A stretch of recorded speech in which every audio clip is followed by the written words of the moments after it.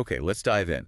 Humanity has this ancient, incredibly persistent dream, doesn't it? This Huh. deep desire to move beyond what's often felt like, destructive and cruel chaos throughout history towards creating a truly better society. Yeah, definitely. We see echoes of it way back, like Plato sketching out his ideal republic. Sure, Plato.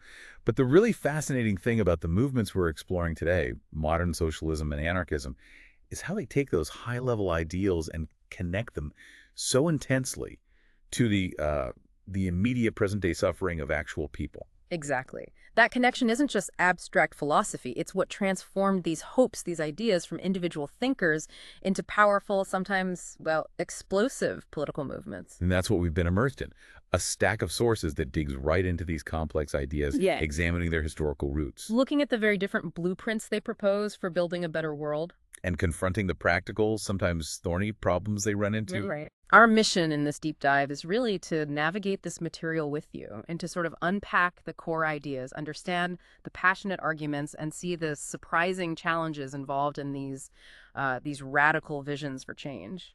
Yeah, get ready for some eye-opening stuff, from the intense, sometimes bitter rivalries between the key figures who shaped these movements Oh, yeah. to some unexpected details about what daily work might actually look like in a vastly different society and what a future built on these principles could actually hold. So let's jump into where it all begins. The roots of this drive for radical change. Right.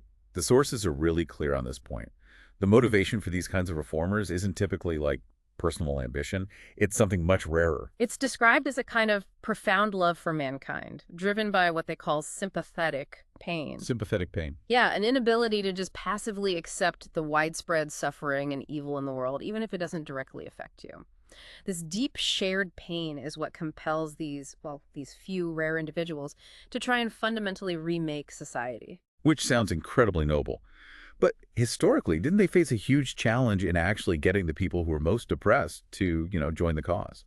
Absolutely. The material points out that in the past, the more unfortunate groups were often just too ignorant or worn down by sheer exhaustion, or simply too afraid of immediate reprisal to organize effectively for change. So trying to spark change felt hopeless for a long time. For a long time, yeah, like a hopeless endeavor. But something shifted. The modern world changed the equation. Precisely.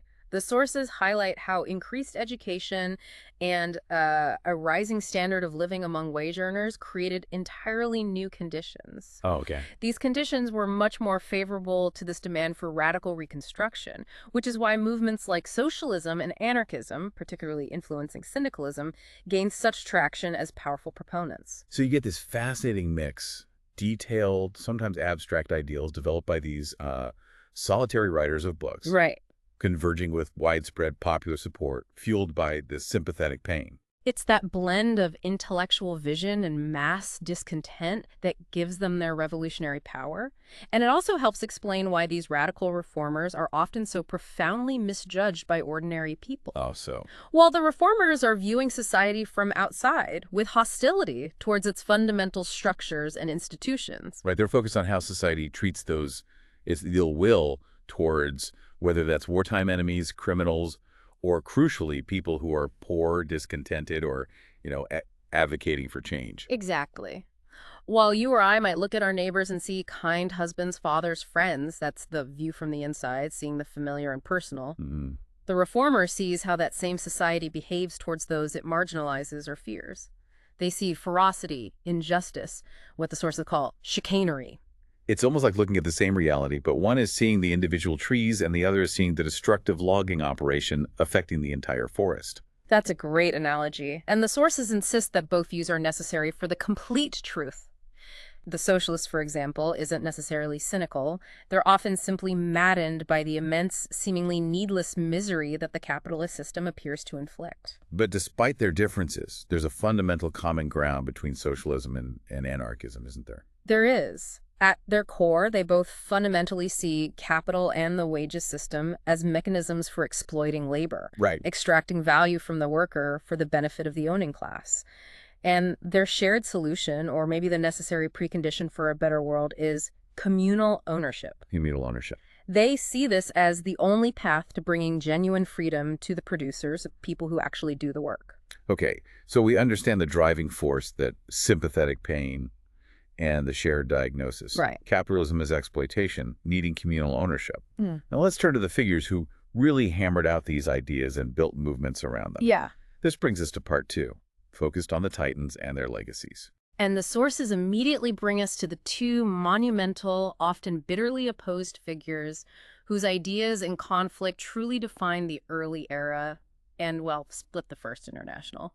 Karl Marx and Mikhail Bakunin. A clash of titans, definitely, and certainly a clash of personalities, too, from what the material suggests. Oh, absolutely. Let's start with Karl Marx and what's become known as scientific socialism. Okay. Marx was born in 1818 in Treves. His father was a legal official who had nominally accepted Christianity.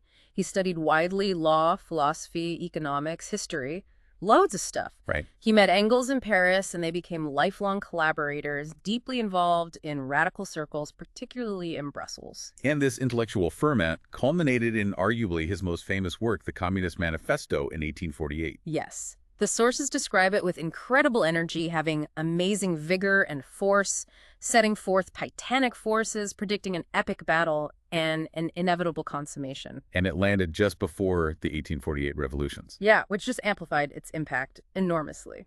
What were the absolute core doctrines set out there and then fleshed out in his later work, Capital? Several stand out.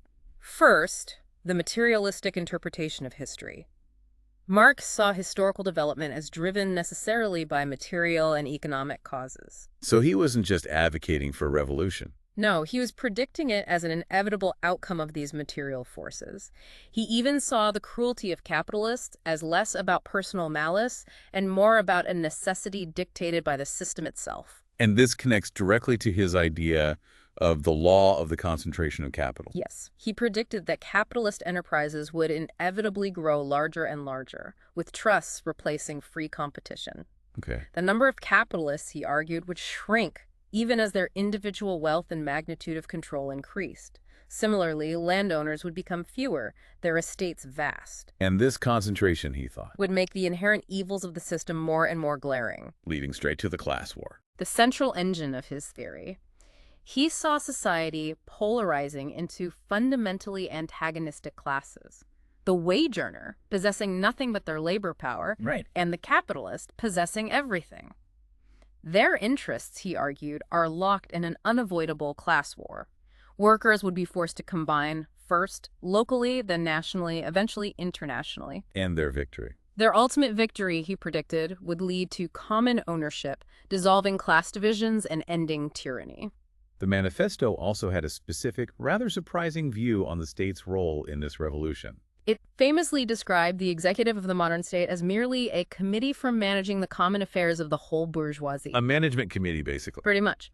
However, Marx argued the first step for the proletariat was to seize control of this state apparatus, use its power to centralize production. Okay. Seize the state? But in a later clarification often attributed to Engels, the idea was that once class antagonisms were gone, the state would then wither away or put an end to the state as a state. So, paradoxically, first more state power, then eventually none at all. It seems counterintuitive. That was the theoretical progression, yeah. It's definitely a point of much debate. And capital provided the massive body of economic analysis and, importantly, the emotional fuel for these theories. Fuel in the form of what the sources call terrible facts. Terrible facts, exactly. Facts specifically chosen to incite fury or shame. Like what? The story of railway workers forced to work 40 or 50 hours nonstop, leading to death and a manslaughter charge for the foreman. Or the milliner, Marianne Wapley, dying after working 26 and a half hours straight in a crammed, unhealthy room just to finish ball gowns. Wow. Or the truly horrifying accounts of the 16th century statute treating vagabonds as slaves, branding them with V or S, forcing them into servitude with iron collars, taking their children as apprentices or slaves. Unbelievable. Practices that incredibly lingered in forms like roundsmen into the 19th century. These aren't dry statistics. They're visceral accounts of suffering under the system he critiqued. Exactly. Capital uses page after page of these accounts to build its case, aiming to demonstrate the inherent cruelty and the fatalistic necessity of overthrowing capitalism. But looking back now, how well did Marx's predictions actually hold up? The world didn't quite follow the script, did it? No. The sources are clear that time revealed significant flaws. The world's development didn't precisely follow his path. Nationalism, far from diminishing, actually increased, Yeah, that's certainly happening. proving more potent than economic cosmopolitanism. The number of individuals with a stake in capitalism through shareholding increased, not decreased. Oh, interesting. So more people tied into the system. Right. Medium-sized firms thrived alongside the giants, and crucially, wage earners' conditions generally rose above the bare subsistence level he predicted would be their permanent state. And this led to challenges from within the movement. Yes, notably the revisionist movement in Germany associated with Edward Bernstein. Bernstein, right. They questioned the rigid adherence to Marxian orthodoxy, arguing for the value of piecemeal action and reform within the existing system rather than waiting for a catastrophic revolution. So working within the system, not just overthrowing it. Yeah. Bernstein famously countered Marxian internationalism by stating that workers have a fatherland once they become citizens. A significant departure from the revolutionary script. Okay, so that's Marx, the architect of scientific socialism, focusing on economic inevitability and the state's eventual demise. Now, for the other side of that coin, Mikhail Bakunin. Bakunin, born a few years earlier in 1814, hailed from an aristocratic Russian family. His life was, in the source's words, famously stormy. He was a natural rebel against any form of authority. A born rebel. And his early encounters with Marx set the stage for their later conflict, didn't they? They really did. Marx saw him as less steeped in political economy, maybe still held back by metaphysical ideas, more of an instinctive socialist compared to Marx's more developed atheist, materialist system. Marx called him a sentimental idealist. Yeah. Bakunin, in turn, viewed Marx as vain, perfidious, and crafty. Their personalities were just destined to clash. And that clash became a central drama in the First International. It did. They had various disputes, including one where Bakunin later admitted Marx was right. Bakunin tried to instigate a Slav insurrection at the Prague Congress. Marx publicly attacked him. Saying Slavs had no future under Germany or Austria. Basically, yeah. Bakunin took it as German patriotism. Marx accused Bakunin of pan-Slavism. It got messy.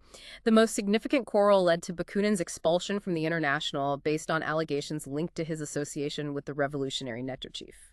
Beyond the political battles, Bakunin also suffered terribly for his beliefs. His life sounds brutal. His life was marked by brutal imprisonments. After the Dresden Insurrection, he was handed over first to Austria, then to Tsarist Russia, confined in the Peter and Paul Fortress, and then the hellish Schlüsselburg. Oh, wow. He developed scurvy, lost his teeth, struggled to eat.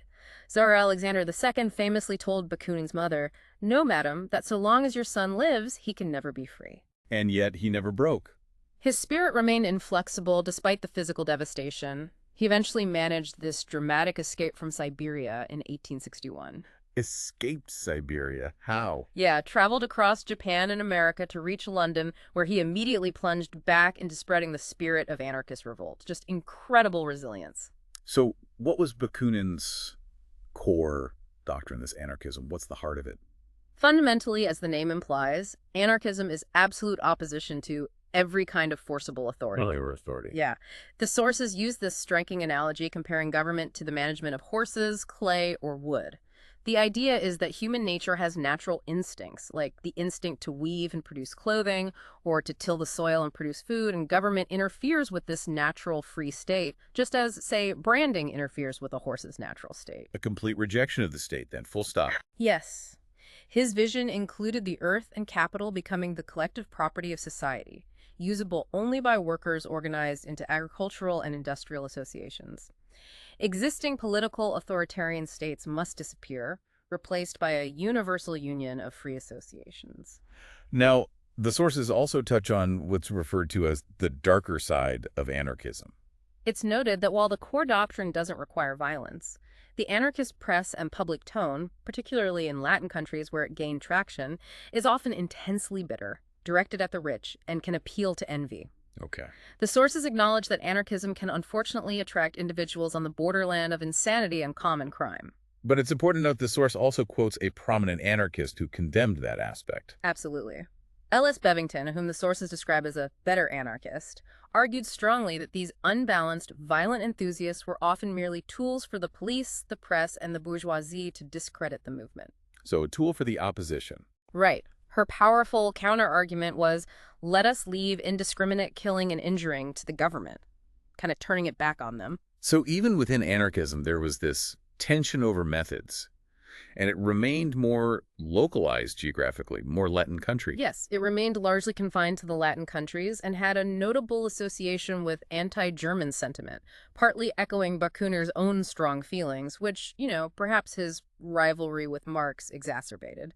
So if Marx was the deep economic theorist, Bakunin was more the passionate engine of revolt, the firebrand. That's a good way to put it. Bakunin's immense influence stemmed more from his fiery personality and tireless correspondence than from detailed economic theory, though he did praise Marx's work in that area. He famously disregarded personal risk in supporting rebellions. He died in 1876, leaving this legacy of radical anti-authoritarianism. So we have these two monumental figures. Marx, predicting revolution based on economic forces and envisioning a state that eventually dissolves, and Bakunin, the visceral rebel against all authority, dreaming of free associations.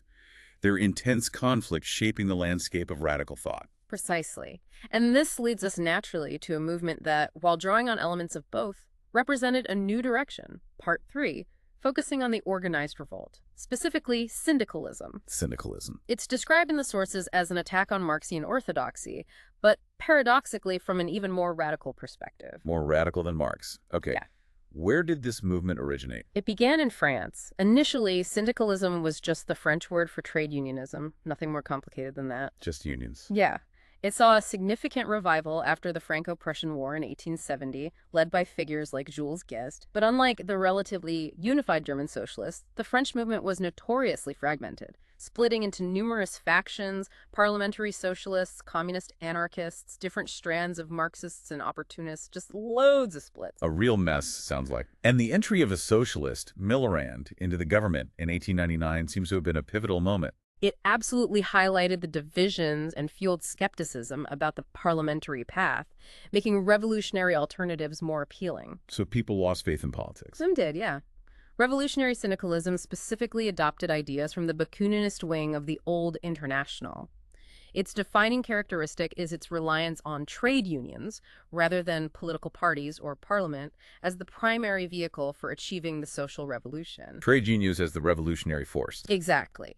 And the embodiment of this was the CGT, the Confédération Générale du Travail. The CGT. Founded in 1895, heavily influenced by figures like the anarchist communist Pelletier. The CGT was structured with a strong emphasis on autonomy for its local units. Each syndicate, each local union had equal weight, regardless of membership size. Reflecting that anti-authoritarian streak. Totally. They deliberately avoided the friendly society activities common in British unions. Like insurance and benefits. Right. They saw themselves purely as a fighting organization. Crucially, they kept politics out of the unions, partly because of the deep divisions within the socialist parties, and partly because of the anarchist fundamental distrust of political action entirely. So if Parliament was out, how did they plan to achieve their goals? What was the big weapon?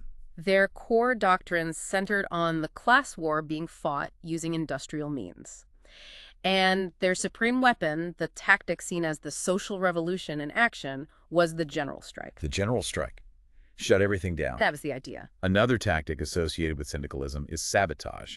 That sounds problematic. Yeah, it's definitely controversial. The sources detail a range of forms it could take, from the seemingly innocent, like a shop assistant, truthfully describing shoddy goods to customers, Correct. Truthful sabotage. to actions with grave objections, such as railway workers literally obeying every single rule to the letter, which in practice makes operating trains impossible. Working the rule, basically. Exactly. Or workers doing their jobs with minute excessive care specifically to drastically reduce output, slowdowns. And in the more overtly criminal acts. Acts like causing railway accidents, for instance. While some tried to justify these violent forms as part of a war, the sources critique them as cruel, likely counterproductive. And bad for work habits. Yeah, argue that even the milder forms risk fostering bad work habits and promoting slovenliness. How did syndicalists view ownership compared to the anarchists or socialists we discussed? Where did they land? Well, while anarchism might verge towards ownership by nobody, and state socialism towards ownership by everyone, meaning the state, Right. syndicalism aimed for ownership by organized labor. It was essentially a trade union interpretation of the class war. So the unions own the means of production. That was the goal. They, like the anarchists, vehemently rejected parliamentary action as a means to this end, setting them apart from orthodox collectivist socialism. And this focus on industrial unionism spread beyond France. Yeah. You mentioned the U.S. It did, notably taking root in the United States with the emergence of industrial unionism, embodied by the IWW, the Industrial Workers of the World. The Wobblies. The Wobblies, exactly. Founded in 1905, this movement organized workers by industry rather than traditional craft lines and had a clear revolutionary stance. The working class and the employing class have nothing in common. Pretty stark. And their revolutionary slogan was abolition of the wage system. Abolish wages altogether. The sources highlight the particularly extreme nature of the class conflict in the U.S. at this time, especially with strikes led by the IWW and the Western Federation of Miners. Both sides were often ready to resort to violence. Employers frequently used their own private security forces. Or Pinkertons and the like. Yeah, and could often rely on state militia and even the U.S. Army. Which reinforced the syndicalist view of the state as a tool of capital. Precisely. The 1915 Commission on Industrial Relations report is cited in the sources, detailing the perversion of institutions, the judiciary's subservience to military authority, and the blatant use of troops to break strikes. Grim stuff. Yeah. The hope expressed is that this level of bitter hostility might lessen over time as labor finds its established place. Finally, the sources mention Guild Socialism again, describing it as that English attempt at compromise, a middle way. Yes. Guild Socialism rejects state socialism, largely adopting the syndicalist critique of state power. But, being English, as the sources put it, it couldn't quite go as far as rejecting central authority entirely like the anarchists or syndicalists. So what did they propose? It proposed ownership by national guilds, emphasizing values often lost in industrial capitalism, like joy in labor and pride in the quality of work. It's praised for providing a valuable principle for conceiving and regulating production. Okay, so syndicalism and industrial unionism represent a radical, industrially focused path, deliberately avoiding the political route favored by many socialists. Right. While Guild Socialism seeks a middle ground, acknowledging the industrial critique of the state, but still trying to incorporate some form of central organization. That neatly summarizes the distinctions and connections between them. With these different blueprints for a better world laid out, the sources then pivot to a crucial question. Can these ideas actually work in practice? Yeah, the big question. This is part 4, where we test the blueprint and look at the practical problems of the future. The fundamental challenge here is, can a proposed better social order truly overcome the inherent resistances it faces, both from the natural world and, well, from human nature? It starts by tackling the classic Malthusian concern about population outstripping food supply. You know, too many people, not enough food. Right, Malthus, always lurking. The sources argue this is becoming less relevant for civilized populations due to declining birth rates, and crucially, it completely underestimates the potential for vastly increased productivity. We can make more stuff. A lot more. A more just distribution alone, based on existing UK production capacity at the time, could provide far above subsistence levels for every family. And Kropotkin is brought in again for his arguments on how much more food we could actually produce. He was big on this, wasn't he? Oh, yeah. He cited pointing to market gardeners near Paris who achieved incredible yields, like 6 to 9 crops a year on the same land, essentially making their own soil. Wow. Producing 50 to 100 tons of vegetables per acre. Or Mr. Champion, raising enough food for 2 or 3 cattle on just 1 acre, where conventionally it takes much more land per animal. So potentially huge increases. The point is, a monumental increase in food production is entirely possible with existing knowledge. But production isn't just about technology and land. It's about the human factor. Will people actually work without the traditional economic carrots and sticks wages, or the fear of starvation? That's the million-dollar question, isn't it? It leads to 2 absolutely critical questions the sources explore. First, does skilled or more valuable work have to be paid more than less skilled work? And second, perhaps even more fundamentally, could work itself be made appealing enough that people would do it, even if those who chose to be idle received the same basic necessities? Could work be fun? Or at least tolerable? What's Kropotkin's perspective on making work attractive? He argues that if everyone participated and production was organized efficiently, maybe 4 hours of useful work every day would be sufficient for everyone. 4 hours? That sounds nice. Wouldn't it? He believes work can be made appealing. Science could make disagreeable tasks easier. Manual and intellectual work could be combined, variety introduced. Give people more control. Yeah, workers given intelligent participation and freedom to innovate, a spirit of searching for new methods fostered. He also notes that many of the better paid jobs today, like business or professional work, are already enjoyable for those doing them. That's true. Many people enjoy their jobs, especially skilled ones. He also floated this idea of unlimited supply for certain goods, how that work. For basic commodities where demand naturally caps out, like bread or water, the sources suggest people wouldn't take excessive amounts even if they were freely available. You only need so much bread. Right. Public opinion would also likely discourage blatant waste. This concept could potentially work for things where demand is limited relative to the capacity to produce them. But the problem of idleness remains. What about the percentage of people who simply won't work? The free riders. That's acknowledged as a real challenge. The sources express doubt that public opinion alone would be a sufficient permanent incentive for everyone. So peer pressure isn't enough. Maybe not always. A potential, though debated, solution mentioned is dividing communities into smaller groups linked to specific production units, where consumption is tied to the group's output.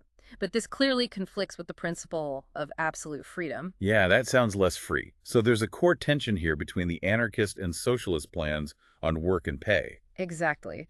The anarchist ideal of providing free goods unconditionally prioritizes liberty, but it runs that risk of widespread idleness. Total freedom, but maybe nothing gets done. Whereas the more typical socialist approach of linking subsistence to work willingness or contribution offers a stronger work incentive, but potentially limits individual freedom. Work or don't eat, basically. In a simplified sense, yeah. And the sources propose a hybrid approach to try and capture the best of both worlds. A compromise. Yes, a combination is suggested.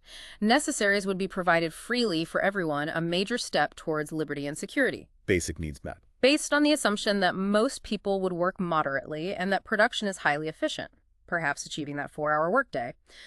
But to incentivize disagreeable work or work requiring long training or rare skills, additional rewards could be offered, higher pay, honors, or privileges. So extra perks for the tough jobs. Exactly.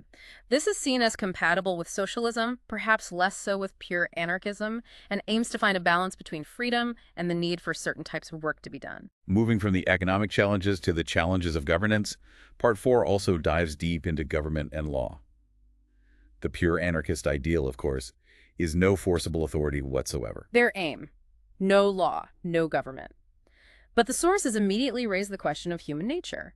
Is evil or crime entirely a product of bad social systems? Or is some of it just us? The love of power exists, and the historical experience of lawless communities, like frontier backwoods or mining camps, suggests a quick reversion to more barbarous practices without the long-term influence of law-shaping habits. So the state, in some form, is deemed necessary. Can't just get rid of it entirely. At least for certain functions, yes. Peace and war, tariffs, sanitation, regulating distribution, and managing genuinely harmful commodities like liquor or opium.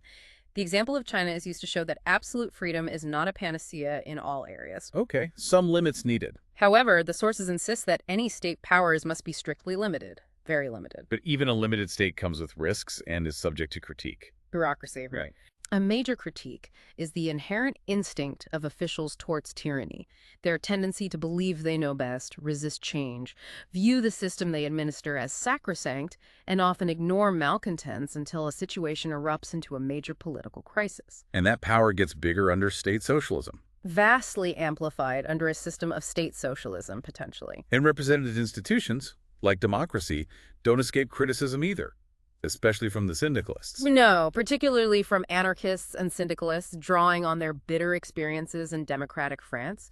They offer a merciless criticism, pointing to politicians' sense of self-importance, their need to flatter constituents, their psychological distance from the people they represent, Out of touch. and their susceptibility to the influence and subservience to capital. How does Guild Socialism try to mitigate these dangers of state power? They have that two-part system idea. GDH Cole's proposal, as discussed, suggests two co-equal instruments of governance: a political body, perhaps like a reformed parliament, and an industrial body, a guild's congress.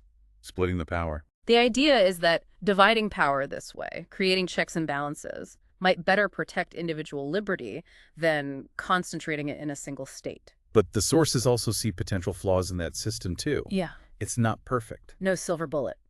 There's the concern that trade union officials, once vested with authority within the guilds, could become autocratic and conservative, losing touch with the workers they represent. Power corrupts even union leaders. And potentially cooperating with state power.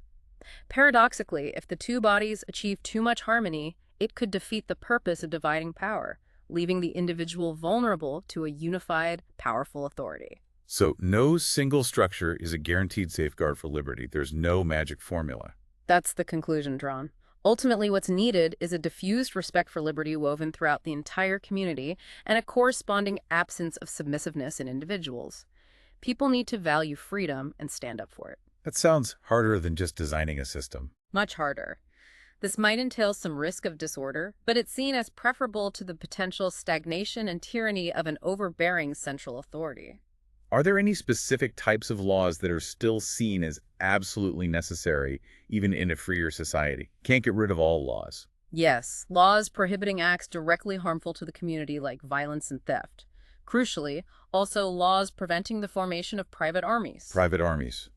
Like militias. Exactly. The sources emphasize that this would require a prohibition on carrying arms. Otherwise, rival groups could arm themselves, leading to the constant risk of civil war. And there's a truly radical proposal for how society should handle what we currently call crime, treating it like a disease.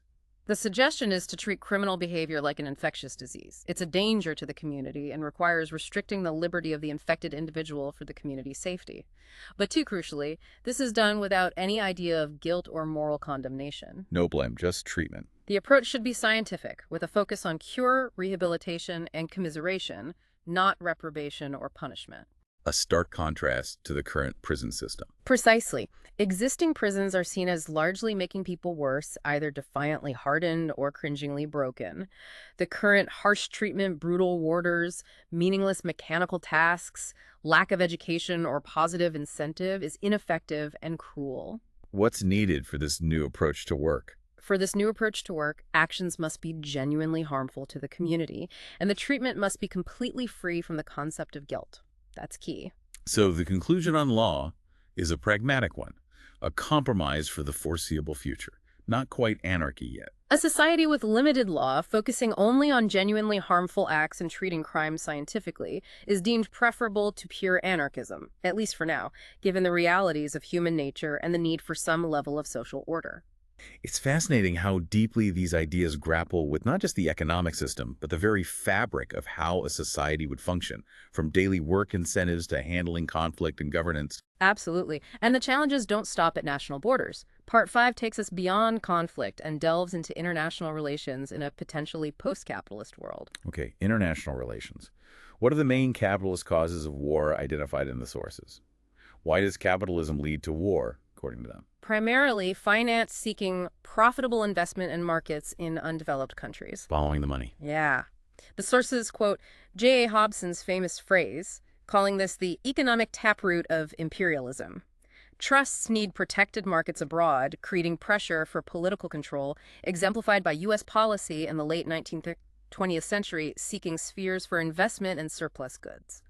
And the press plays a significant negative role, manipulating people. Absolutely. The press requires large capital to operate, placing it under the control of capitalists who sympathize with their class interests. So rich owners shape the news. They can then select, suppress, falsify, or spin news in ways that manipulate public passions, often influenced by financiers or foreign policy goals, steering public opinion to favor or hate other nations, like the example given of relations between England, Russia, and Germany at the time.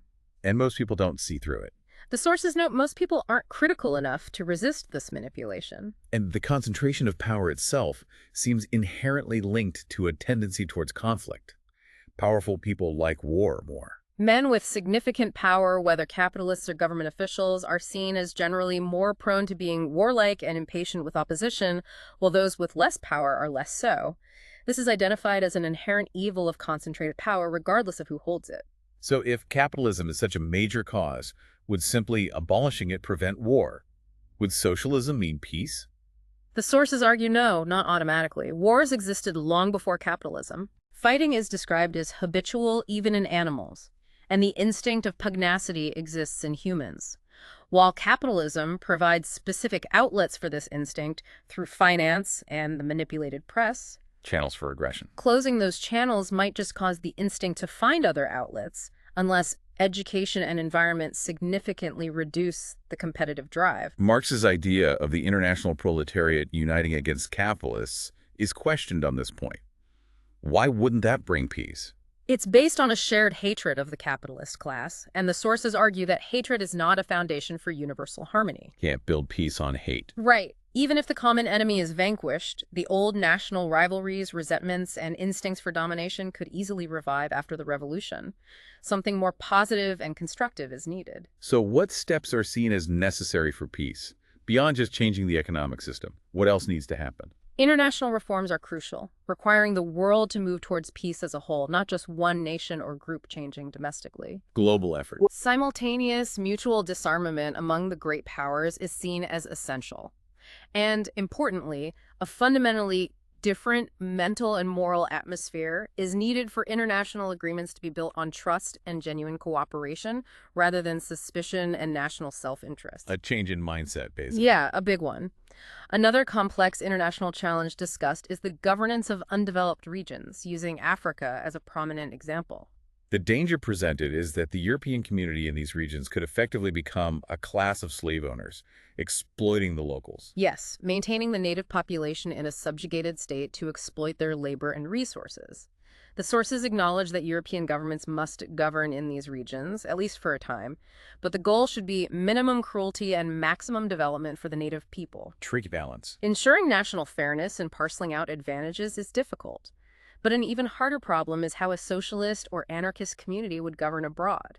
There's still the danger, even with new systems, of acquiring those oppressive slave owner instincts. So the responsibility remains. The responsibility would be to genuinely civilize and help these populations move towards self-government. Stepping back for the broader perspective, the sources suggest that harmful impulses like competitiveness, possessiveness, and envy aren't fixed traits. They can change. They're seen as largely rooted in bad social conditions and frustrated natural instincts.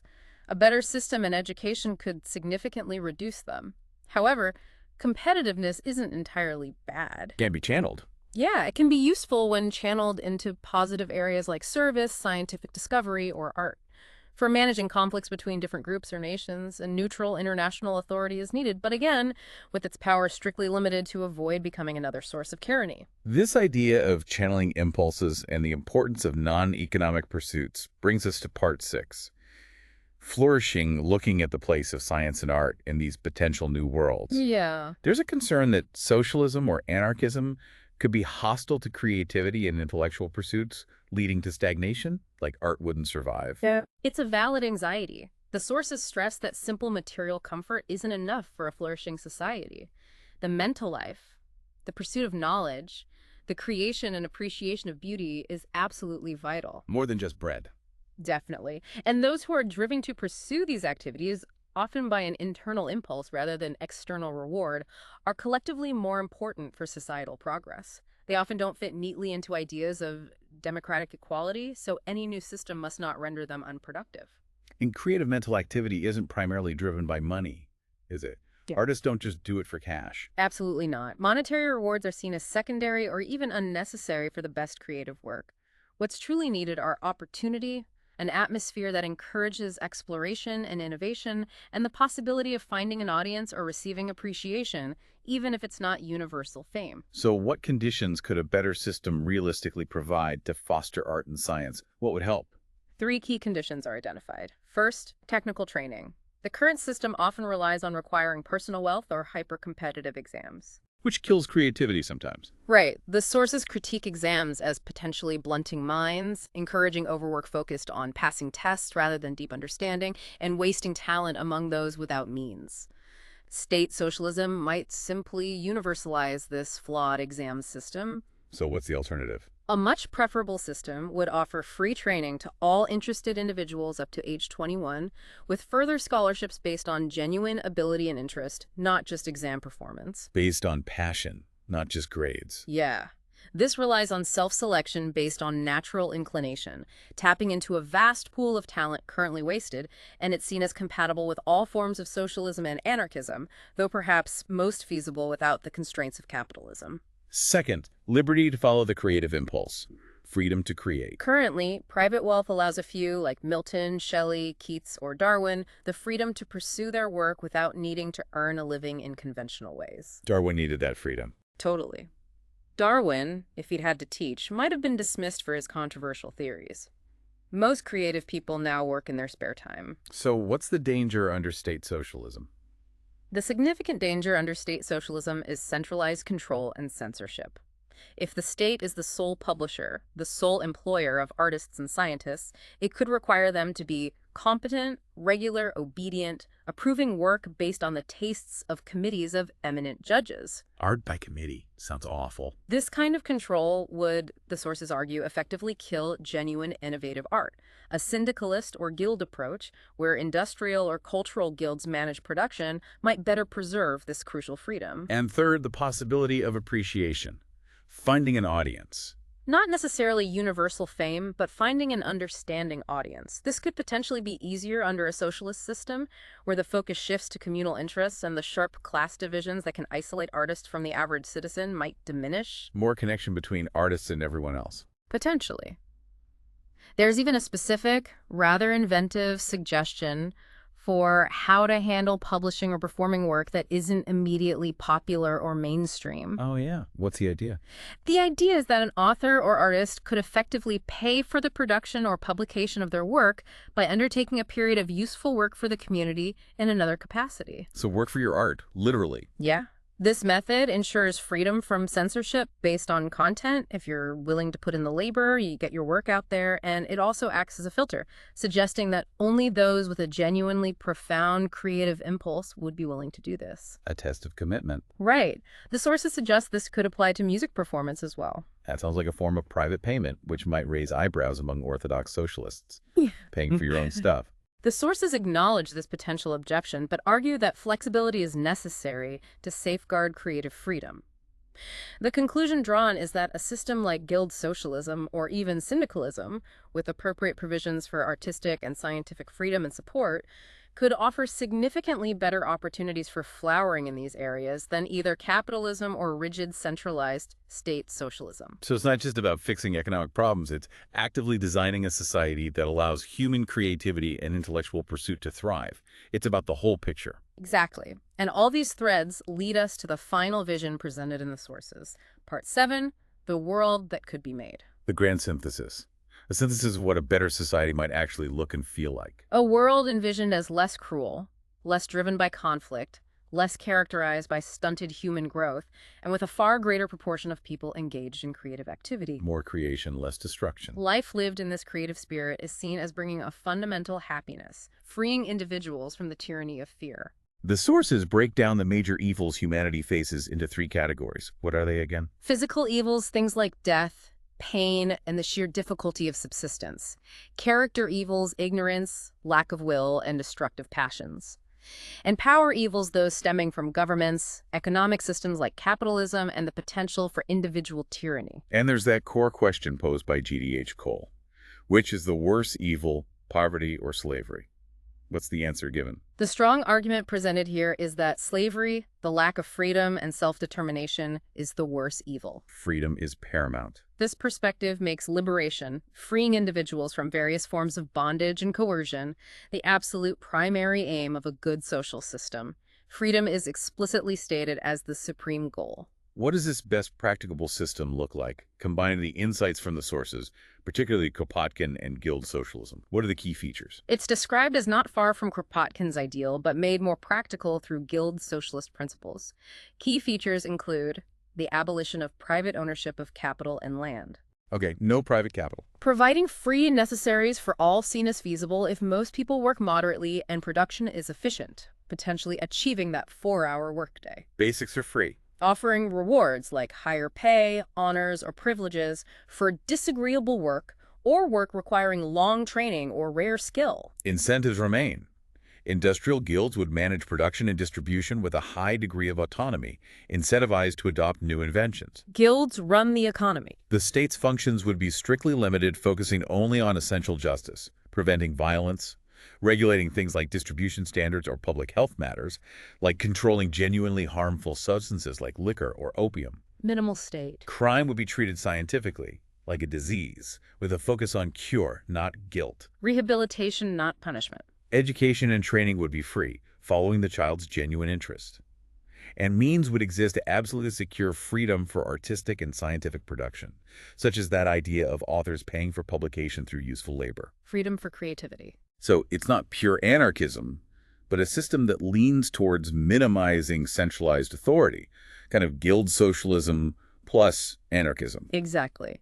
It's presented as a form of guild socialism with a definite tendency towards anarchist principles embodied in how communal affairs are managed. The full realization of these principles is seen as a gradual process, something that becomes more possible over time, particularly once the world is made safe from the threat of war. A long-term goal. What does life feel like in this envisioned world? What's the vibe? The sources paint a picture where economic fear and hope in the traditional sense are removed. There are no class distinctions based on wealth or birth. No more rich and poor. Ambition shifts away from financial gain or social climbing and towards other forms of excellence, like creativity, service, or discovery. Work is free, not excessive, ideally interesting and creative. Better work-life balance. Human relations are based on mutual freedom, with affection being the only tie. Things like marriage are freed from economic bargain or legal contract, based purely on love and desire. Relationships based on freedom. It sounds like a world bursting with energy and potential. More alive. Leading to greater joy of life, increased vitality, with human spirit and instinct less thwarted and more satisfied. The destructive forces of cruelty and envy are seen as potentially dispelled by the spread of happiness and the free development of individual capabilities. What about the potential criticisms?